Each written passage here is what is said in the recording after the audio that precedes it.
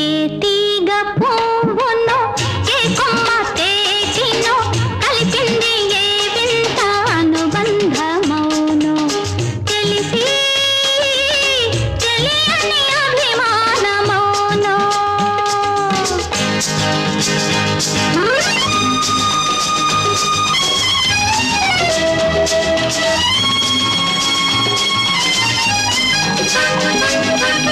మనసు మోగది మాటలు రానిది మమత ఒకటి